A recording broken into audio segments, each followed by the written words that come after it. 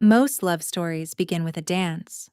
Mine began with a dirty rag and the remnants of spilled wine, scrubbing tables while the rest of the world spun in silk and starlight. They say the moon festival is when fate reveals itself, when the goddess Selene weaves destinies beneath her silver gaze. For everyone else, perhaps.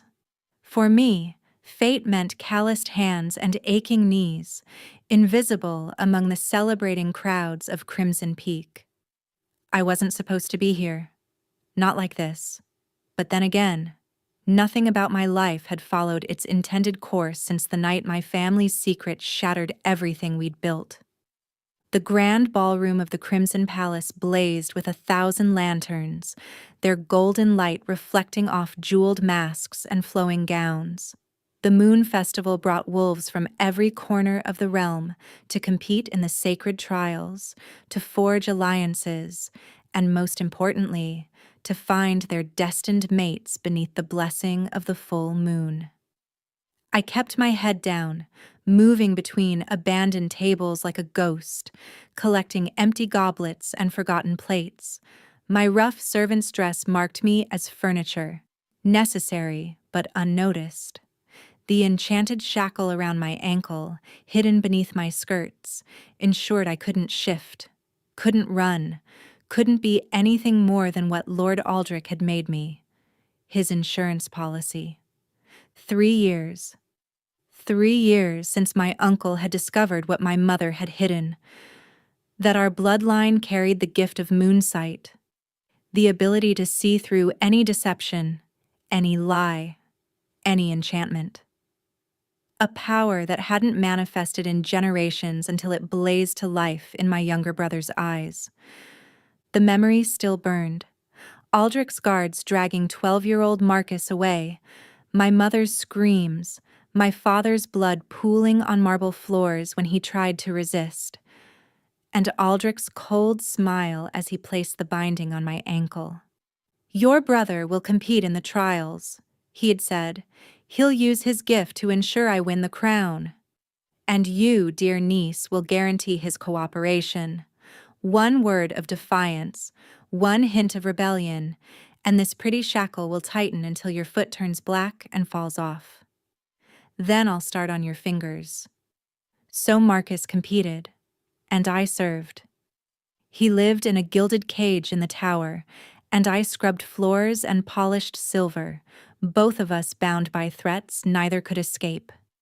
During the day, I was nobody, but at night, when the palace slept, I climbed the servant stairs to the tower where my brother waited, and we'd press our palms against the iron bars that separated us, sharing warmth, sharing strength, sharing the stubborn hope that somehow, someday, we'd be free. The orchestra swelled into the dance of destinies, the Moon Festival's most sacred tradition. Partners spun across the floor in intricate patterns, their movements telling the ancient story of how the first wolves found their mates beneath Selene's light. I'd danced it once, in another life, when I wore sapphire instead of rough cotton, when my name was Lyra Moonstone instead of just girl. A goblet crashed near the head table. I hurried forward, dropping to my knees to gather the shattered pieces. Blood welled on my palm where a shard cut deep, but I didn't flinch. Pain was familiar. Safe, even. It meant I was still fighting, still surviving. "You're bleeding." The voice was midnight and thunder, power barely leashed. I knew who it was before I looked up. Everyone knew that voice. Alpha King Theron Nightfall, ruler of the 7 territories, the wolf who'd united the warring packs through strength and surprising mercy. The king who had no mate, no equal, despite years of searching. I kept my eyes on the floor, proper servant protocol. "My apologies for the disturbance, Your Majesty. I'll clean this immediately." That's not what I said. A hand appeared in my vision, scarred, strong, extended palm up. An offer, not a command. My breath caught. The Alpha King didn't kneel. The Alpha King certainly didn't offer his hand to servants. Around us, the dancing had stopped. The entire ballroom held its breath, hundreds of eyes fixed on this impossible scene. I could feel my uncle's gaze burning from across the room, could practically hear his mental calculations spinning. If I took that hand, everything would change. If I took that hand, I'd have to look up, and he'd see my eyes, my mother's eyes, unique as moonlight, marking me as clearly as any bloodline decree. If I took that hand. But that's when I smelled it. Beneath the forest rain scent that marked him as Alpha, beneath the expensive cologne and formal clothing, wolfsbane, fresh wolfsbane, recently handled. The kind used in only one purpose, breaking enchantments. My heart stopped. There was only one enchantment in this palace that mattered, the one on Marcuse, the one that forced him to compete tomorrow in the final trial. The Alpha King's hand remained steady, patient, and in that moment, I made my choice. I took his hand. The moment our skin touched, lightning raced through my veins, not painful, but alive, electric, like every nerve had been sleeping until this moment.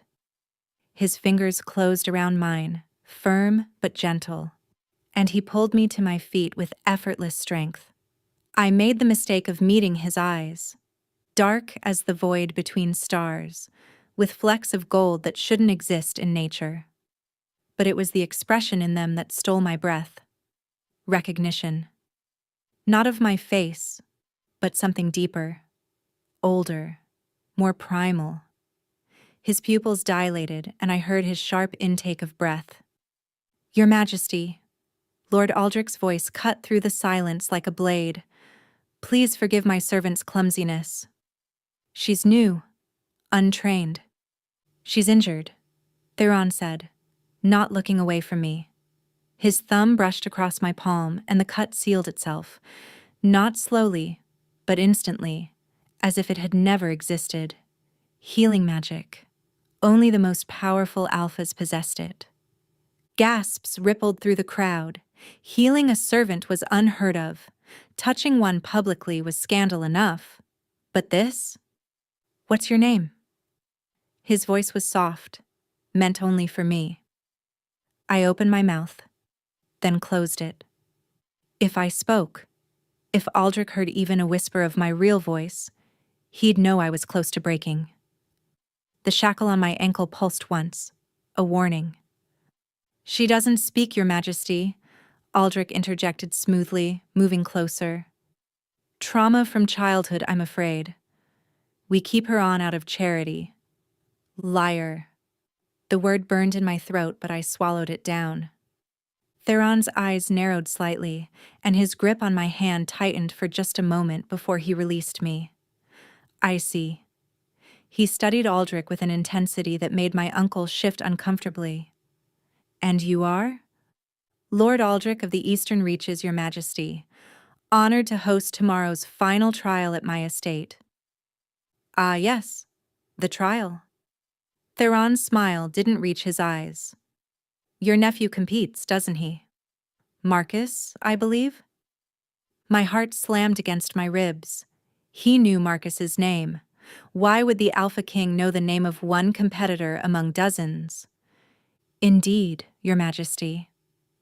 The boy shows promise. More than promise, from what I've heard. Theron accepted a goblet from a passing servant, though his attention never left Aldrich. They say he has a gift. Something about seeing truth? The blood drained from my uncle's face. Rumors, Your Majesty. Nothing more. Perhaps. Theron took a sip of wine. I should like to meet him before tomorrow's trial.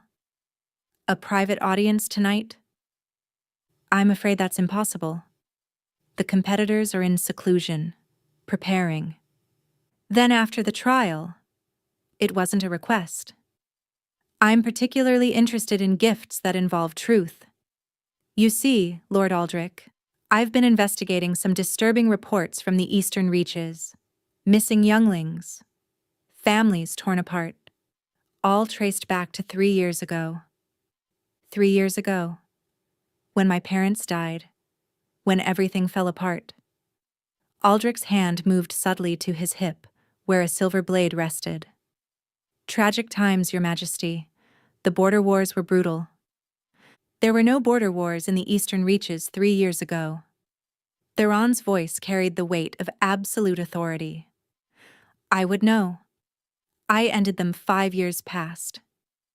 The tension crackled between them. Around us, nobles pretended to resume dancing, but everyone watched. Everyone listened. This was more entertainment than any moon festival had provided in years. You. Theron turned back to me suddenly. You'll serve at tomorrow's trial. Aldrich stepped forward. Your Majesty, she's needed here. Are you refusing a direct command from your king? The temperature in the room seemed to drop 10 degrees. Of course not, Your Majesty. Aldrich's jaw clenched. She'll be there. Theron stepped closer to me, close enough that his scent, forest after rain, deadly nightshade, and something uniquely him, wrapped around me like armor. Tomorrow, then, he said quietly, and there was a promise in those words that I didn't understand. As he walked away, the crowd parting before him like water, I caught a glimpse of something tucked into his belt. A sprig of wolfsbane, wrapped in silver thread. But not just any wolfsbane. The rare midnight variety that only grew in one place, the ruins of the Moonstone estate. My family's estate. My knees nearly buckled. He knew. Somehow, the Alpha King knew who I was. But if he knew, why hadn't he exposed me? Why heal my hand? Why insist I serve tomorrow? The shackle on my ankle burned suddenly, viciously. I bit my lip to keep from crying out. Across the room, Aldrich stood with his hand clenched around something in his pocket, the binding stone that controlled my shackle. His message was clear. Remember your place. Remember what I can do. But as I limped back to the servants' quarters that night, one thought consumed me. The Alpha King had touched my hand, and for the first time in 3 years, I'd felt like myself again. Tomorrow would change everything. The servants' quarters were silent when I returned, but I didn't go to my cot. Instead, I climbed the narrow stairs hidden behind a false panel, the ones that led to Marcus's tower prison. My ankle throbbed with each step, Aldrich's punishment for drawing the Alpha King's attention. Marcus was waiting at the bars, his young face gaunt from 3 years of captivity. At 15, he should have been training with other young wolves, learning to hunt, to fight, to laugh. Instead, his unusual violet eyes that could pierce any illusion, stared at me with too much wisdom. Lyra, he whispered, using my real name only when we were alone. Something's different. Your scent. I pressed my palm against his through the bars. The Alpha King touched me. His eyes widened. The prophecy. Mother used to speak of it, when an Alpha's healing touch awakens. Shh. I glanced around nervously. Even here, Aldrich had ways of listening. Marcus, he had wolfsbane, the midnight variety from our estate. That's impossible. Aldrich burned everything. I know what I saw. I pulled out a small bundle from my apron, bread and cheese I'd saved from the feast. As he ate, I told him everything. Theron's questions, his knowledge of the eastern reaches, his insistence that I serve tomorrow. Marcus was quiet for a long moment. Then, Lyra, I've been seeing things, visions, during the trials. My blood chilled. What kind of visions? The truth beneath truth. Not just lies, but layers. Tomorrow's trial, there's something wrong with it. The challenge isn't what Aldrich claims, and there's a woman, pale-haired, beautiful. She's been watching me, but no one else seems to see her. Pale-haired. My mother had pale hair before she died. Marcus dash dash. Footsteps echoed in the corridor below. We both froze. I recognized the heavy tread. Aldrich's enforcer, Garrett. Go, Marcus hissed. If they find you here... I squeezed his fingers once more and fled down the opposite stairway, one that led to the old wing of the palace. But instead of returning to safety, I found myself in a corridor I'd never seen before, despite 3 years of cleaning these halls. Moonlight streamed through tall windows, illuminating portraits of wolves I didn't recognize. No, wait. I did recognize one. The woman in the centermost painting had my mother's face, but younger, wearing a crown of silver leaves. You shouldn't be here. I spun around. A woman stood in the shadows, pale-haired and ethereal, exactly as Marcus had described. But I could see through her slightly, as if she were made of moonlight itself. Who?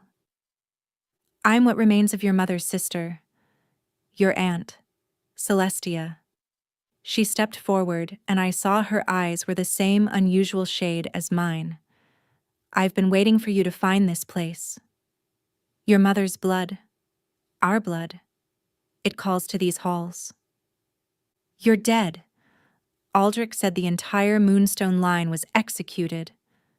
My body died, but the Moon Festival has thinned the veil, and tomorrow's trial will tear it completely. Your uncle plans to use Marcus to expose every wolf with hidden power, to claim them all for himself. But there's something he doesn't know. She moved closer, and I felt warmth despite her translucent form. The Alpha King isn't here by chance. I've been sending him dreams for months. Dreams of you. My heart stopped. What? The mate bond, Lyra. It's been pulling him here, to you. He doesn't fully understand it yet, but his wolf does. That's why he touched you tonight. That's why he could heal you. True mates can break any binding, any curse, even the one on your ankle.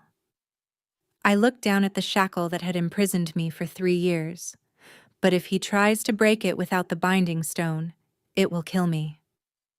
Unless you complete the mate bond first. Celestia's form was fading as dawn approached. Tomorrow, during the trial, when the moon reaches its apex, you'll have one chance.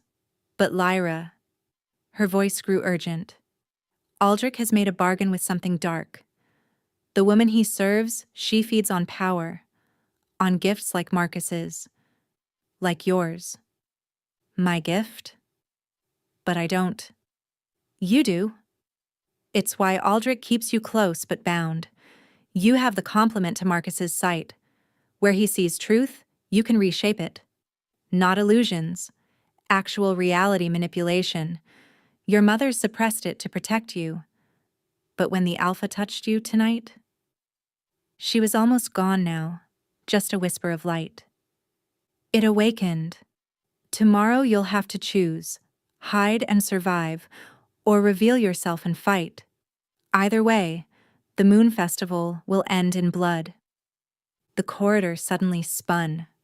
When my vision cleared, I was back in the servants' quarters, lying on my cot as if I'd never left. But clutched in my hand was something impossible. A silver leaf, delicate as frost, real as the dawn light creeping through the windows. Tomorrow had arrived. The trial ground stretched across Aldrich's estate like a wound in the earth.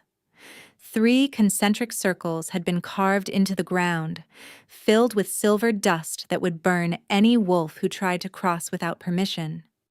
In the center, a raised platform held 13 competitors, Marcus among them, all wearing ceremonial white robes that would show every drop of blood spilled. I stood with the other servants at the platform's edge, a tray of ceremonial wine balanced in my hands. The shackle on my ankle felt heavier today, tighter, as if Aldrich had reinforced his control. The Alpha King sat in the place of honor, his presence commanding even in stillness. He hadn't looked at me once since arriving, but I could feel his awareness like a physical touch. Beside him sat a woman I'd never seen before. Beautiful in the way winter is beautiful. Stark, perfect, and deadly. Pale hair cascaded to her waist, and her smile never wavered. "Lords and ladies," Aldrich announced, stepping into the first circle. "Today's trial will determine not just strength or speed, but truth itself. Each competitor will face the Mirror of Souls, an ancient artifact that reveals one's deepest nature." Murmurs rippled through the crowd. The Mirror of Souls was legend, supposedly destroyed centuries ago to prevent its misuse.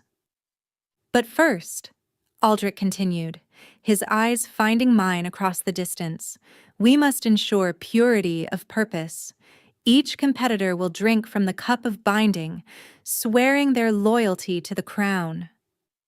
My hands trembled. The wine on my tray.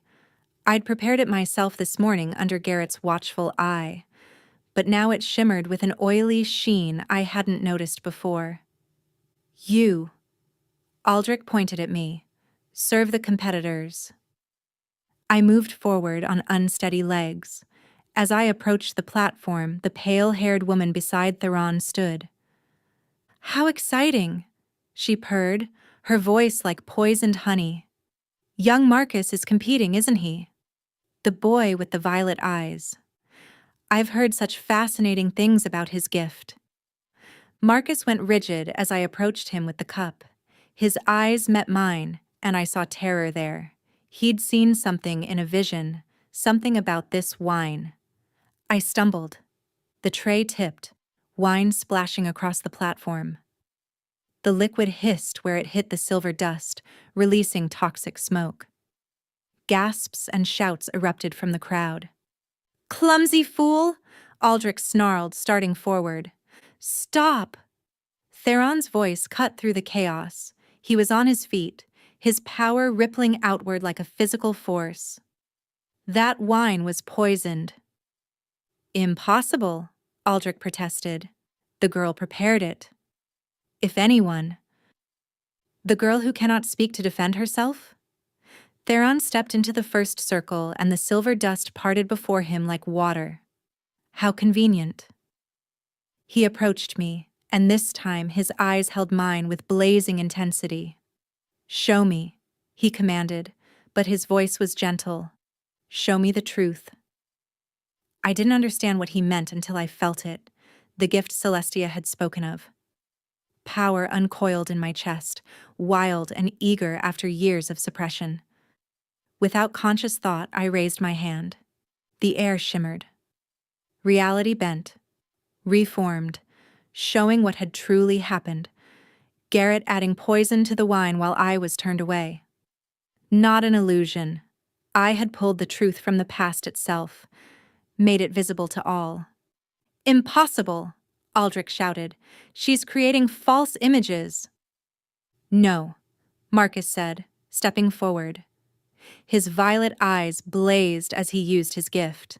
"It's real. Every detail is true. She's not lying. She's revealing. Her gift shows what was hidden." "Silence, boy." Aldrich grabbed for something in his pocket. The binding stone. But the pale-haired woman moved faster than human eyes could follow. She stood behind Aldrich, one delicate hand on his throat. Now. Let's not be hasty. The game is just getting interesting." Her face rippled, and for a moment I saw something else beneath, something ancient and hungry, with too many teeth. "Who are you?" Theron demanded, and I heard his wolf in the growl beneath his words. "I am Ravenna," she said, releasing Aldrich, who fell gasping to his knees. "And I've come to collect what was promised. You see, Lord Aldrich made a bargain 3 years ago. The moonstone gifts in exchange for power. He's delivered the boy, but the girl..." Well, she was supposed to be broken by now. She turned to me, and her smile was all predator. But you're not broken, are you, little moon child? You're awakening. How delicious. The binding stone in Aldrich's hand pulsed. The shackle on my ankle constricted viciously, dropping me to my knees. Blood seeped through my dress where the metal cut into flesh. Lyra. I'd never heard my real name shouted with such anguish. Marcus tried to run to me, but Ravenna gestured lazily, and he froze mid-step. Lyra? Theron repeated, and understanding dawned in his eyes. Lyra Moonstone, you're Elena's daughter, the lost princess of the eastern reaches. Through the pain, I met his gaze and nodded. His rage was magnificent and terrible. Power exploded from him, shattering the ceremonial circles. His form blurred between man and massive black wolf. Release her. Now. Ravenna laughed, the sound like breaking glass. An Alpha's command? How adorable. But I'm older than your authority, Wolf King. She waved her hand, and every competitor except Marcus collapsed, their life force flowing into her like streams of light. The crowd screamed, tried to flee, but found themselves trapped by an invisible barrier. You see, Ravenna continued conversationally, as if she weren't draining 12 young wolves of their lives. I've been feeding on gifts like these for centuries. But the Moonstone line? They're special. Their power doesn't just see truth or reveal it. They can reshape reality itself when united. Aldrich crawled backward, his face gray with terror. You said you only wanted the boy's gift. I lied. She shrugged elegantly. But you humans are so eager to believe what you want to hear. The shackle tightened again. I couldn't breathe, couldn't scream. Black spots danced in my vision. But through the haze, I saw Marcus break free of Ravenna's hold, his gift letting him see through her paralysis. Lyra! He ran to me, violet eyes blazing. Together. Like Mother taught us. Together. He grabbed my hands and suddenly I understood. We'd done this once as children, before we knew what we were. Marcus would see the truth of what should be, and I would make it real. Power erupted where our hands met, silver fire that burned away the shackle like paper. I gasped, drawing my first free breath in 3 years. Impossible! Ravenna snarled, her beautiful mask cracking to reveal shadow beneath. Not impossible, I said, my voice rough from years of silence but growing stronger. You forgot something. The Moonstone line was blessed by Selena herself. And tonight is her festival. The full moon broke through the clouds, bathing everything in light. Where it touched me, my servant's dress transformed into armor of moonlight. Where it touched Marcus, his youth fell away, revealing the warrior he should have been. But Ravenna was old, powerful, fed by centuries of stolen gifts. She raised her hands, and darkness rose to meet our light. That's when Theron moved. Not as a king, not even as an alpha, but as my mate. He placed himself between us and Ravenna, taking the full force of her attack. Dark magic tore through him, and he dropped to one knee, blood streaming from countless wounds. No! The word ripped from my throat. Something inside me snapped. Not broke. Awakened. Fully. Completely. Violently awakened. I was no longer just Lyra Moonstone. I was my mother's daughter, my aunt's niece, heir to a line of women who had stood against darkness for 1,000 years. The moonlight didn't just touch me, it became me. You want to see power? I stood, pulling Marcus up with me. Then see it. Together, we reached for our gift. Not separately, but as one. Marcus's eyes blazed as he saw through every lie Ravenna had ever told herself, every illusion she used to maintain her form. And I took that truth and made it undeniable, reshaping reality to match what he saw. She screamed as her real form was revealed. Not beautiful, not terrible, just empty. A hungry void that had forgotten what it was to be whole. "You're not ancient," Marcus said, his young voice carrying absolute certainty. "You're just lost. You've been feeding on others because you can't remember who you were." "Stop," she whimpered, the first real emotion I'd heard from her. "Your name wasn't Ravenna," I said, weaving truth into reality with every word. "It was Luna. You were Seleni's first priestess, cast out for trying to steal divine power. You've been trying to fill that emptiness ever since." The moonlight intensified, and I heard something impossible. Selene herself, speaking through the light. "My lost child," the goddess's voice was soft with sorrow. "Your exile is over. Return to the light." Ravenna, Luna, looked up at the moon with such longing it broke my heart. "My goddess?" "Come home," Selene repeated. "Be at peace." The woman who had terrorized us dissolved into moonlight, rising toward the sky. As she went, the stolen life force flowed back to the fallen competitors. They gasped, stirring, alive. But Theron still knelt in a pool of his own blood. I ran to him, dropping beside his still form. "No, no, no. You can't. We haven't even—" His hand found mine, weak but warm. "Worth it," he whispered. "To know your name. To hear your voice." "You stupid, noble fool." Tears streamed down my face. "You don't get to die for me. Not when I just got free." Marcus knelt beside us. "Lyra, the mate bond, if you complete it." "It could kill him faster," I protested. "He's too weak."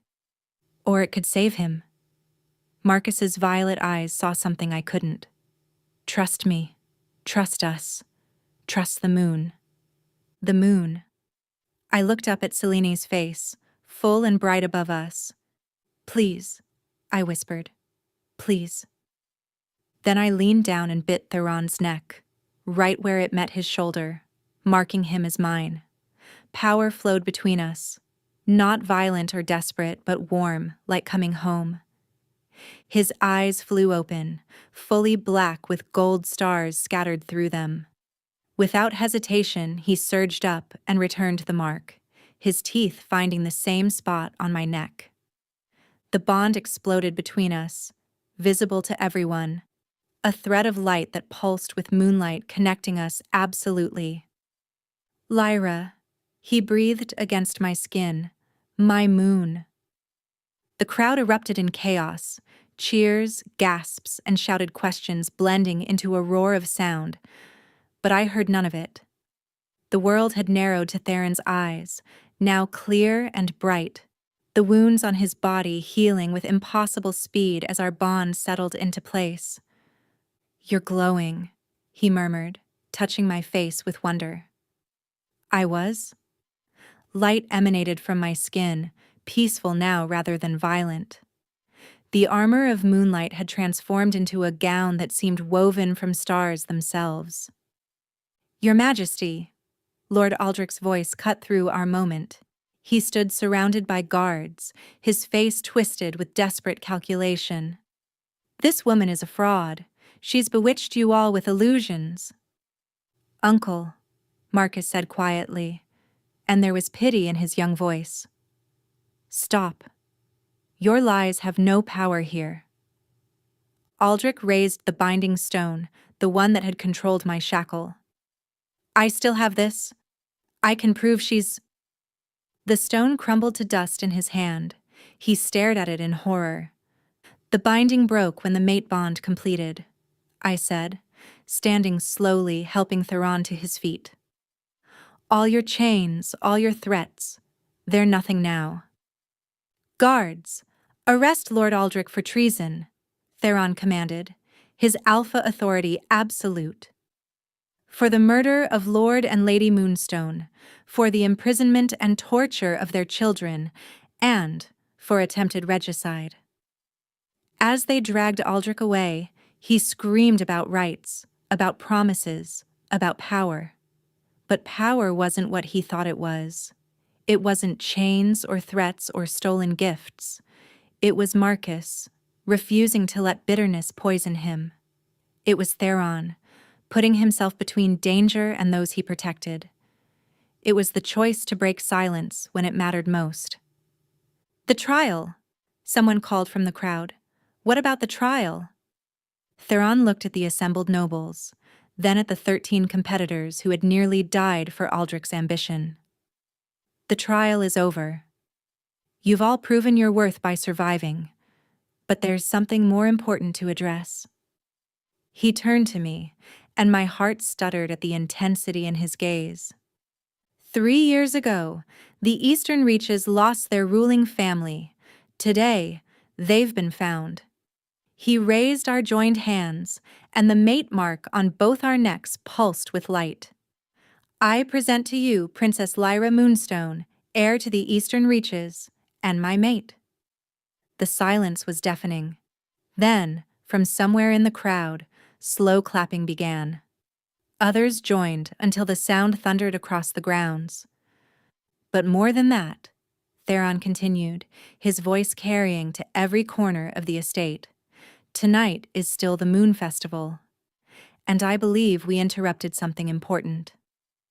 Music began, not the formal, rigid melodies of court, but something wild and ancient, the dance of destinies, but rawer, truer than the sanitized version performed in ballrooms. Theron bowed formally, but his eyes danced with mischief. Princess Lyra, would you honor me with this dance? I'm not sure I remember the steps, I admitted. It's been 3 years since. Then we'll make our own. He pulled me into his arms, and we moved.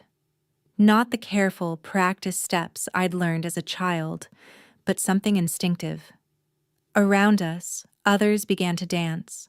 Nobles and servants, competitors and spectators.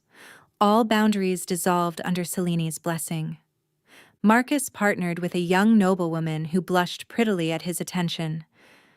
The recovered competitors celebrated their survival with wild abandon. Even some of Aldrich's former guards, freed from his command, joined the celebration. I have a confession, Theron said as he spun me under his arm. I've been dreaming of you for months. A woman in a servant's clothes with unusual eyes, always cleaning, always silent, always just out of reach. My aunt, I explained. She sent you dreams to bring you here. No. He pulled me closer. She may have opened the door, but my wolf knew. From the moment I saw you at the feast, kneeling there with blood on your hands and defiance in your eyes, it knew. You knew who I was? I suspected. The wolfsbane from your family's estate confirmed it. But Lyra... He stopped dancing, cradling my face in his hands. I didn't care if you were a princess or a servant. I just needed you to be free to choose. And if I choose to return to the Eastern Reaches, to rebuild what Aldrich destroyed, then I'll help you rebuild. If you choose to stay here as my queen, I'll give you half my kingdom. If you choose to leave entirely. His voice caught. Then I'll let you go, though it would tear me apart. I stretched up on my toes, bringing my lips close to his ear. What if I choose all of it? Eastern Reaches restored but allied with your kingdom through our bond. What if I choose to be both princess and queen, to dance with you at every moon festival, to never be silent again? His arms tightened around me. Then I'd call myself the luckiest wolf alive. even though I spent 3 years cleaning tables? Especially because of that. He pressed his forehead to mine. You know what it means to serve, to sacrifice, to endure. Those aren't the qualities of just a princess. They're the qualities of a true queen. The music swelled around us, and I made my choice. Not in words this time, but in action. I kissed him, there in front of everyone, claiming him as publicly as he'd claimed me. When we broke apart, the moon was directly overhead, bathing everything in approval. "My lords and ladies," Marcus called out, his young voice carrying new authority. "I believe tradition demands a toast." 1 year later, the grand ballroom of the restored Moonstone Palace blazed with light, not just candles, but captured moonlight that my gift had woven into permanent illumination. The Moon Festival had come again, but this time I stood at the head table in a gown of midnight blue, the crown of the eastern reaches on my brow, Theron's hand warm in mine. "You're thinking too loud," he murmured, his thumb tracing circles on my palm. "I'm thinking about last year. How I was on my knees, cleaning wine stains while everyone else danced. And now?" I looked out at the celebration. Marcus stood with a group of young wolves, teaching them how to see through deceptions, not as a weapon, but as protection against those who would harm them. The 13 competitors from that fateful trial had formed their own pack, calling themselves the Moon Blessed, dedicated to preventing another Aldrich from rising. At the servants' entrance, I caught sight of a young girl in rough clothes, trying to remain invisible as she cleared plates. Her eyes held that familiar hollow look of someone carrying secrets too heavy for their years.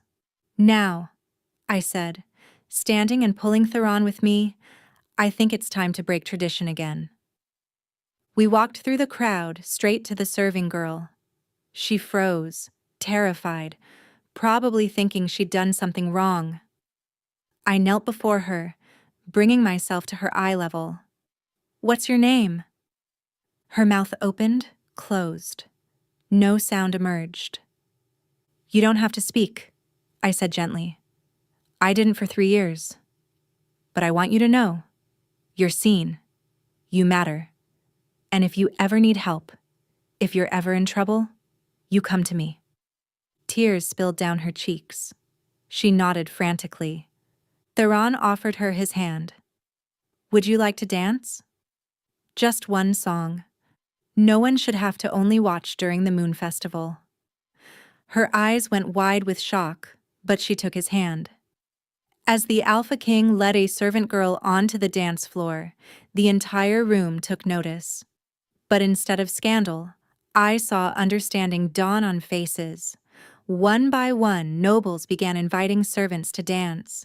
The rigid boundaries that had defined the festival for centuries crumbled. "You realize you just revolutionized centuries of tradition," Marcus said, appearing at my elbow with a grin. "Good. Some traditions need revolutionizing." I watched Theron carefully guide the girl through the steps, his patience infinite. She was smiling now, really smiling, and I saw her mouth moving, not speaking yet, but trying. Maybe she never would. Or maybe, like me, she just needed time and a reason to break her silence. "Your Majesty," Lord Garrett approached, not Aldrich's enforcer who had been imprisoned with him, but Theron's most trusted advisor. "The Western Territories have requested an audience. There are rumors of another like Ravenna, someone stealing gifts." "Tomorrow," I said firmly. "Tonight is for dancing." As if summoned by my words, Theron returned, the serving girl scurrying back to her duties with stars in her eyes. "May I?" He bowed formally. "You may." This time, when we danced, I wasn't cleaning tables while others celebrated. I wasn't silent while others laughed. I wasn't hidden while others shone. But I remembered her. that girl with the dirty rag and broken dreams. I honored her silence, her sacrifice, her strength. Because without her, without those 3 years of serving while others danced, I would never have learned the truth that Selena had been trying to teach all along. Sometimes we must kneel before we can rise. Sometimes we must serve before we can lead. Sometimes we must be silent before our voices can truly be heard. And sometimes, just sometimes, an alpha king will take the hand of a servant girl and change the world with a single dance. As Theron spun me under the moonlight, I caught my reflection in a silver mirror. For just a moment, I saw her, the girl I'd been, standing behind the woman I'd become. She was smiling, finally at peace. "What are you thinking now?" Theron asked, pulling me closer. "That every fairy tale needs its darkness to appreciate the light. Every voice needs silence to understand its power. And every love story," I stretched up to kiss him, "needs its beginning in the most unexpected places." Like a servant cleaning tables? Exactly like that. The moon rose full and bright above us, Celine's eternal blessing on those who understand that true power isn't in being served, but in knowing when to serve, when to stand, and when to dance. And we danced until dawn, no longer servant and king, but two souls who had found each other across silence and station, proving that the greatest magic isn't in spells or gifts or bloodlines. It's in the moment when someone sees you, truly sees you, and offers their hand anyway. They say the Moon Festival is when fate reveals itself, but I learned that fate isn't what happens to us. It's what we choose to do with the hand we're offered, even when that hand is extended across an impossible divide. Especially then.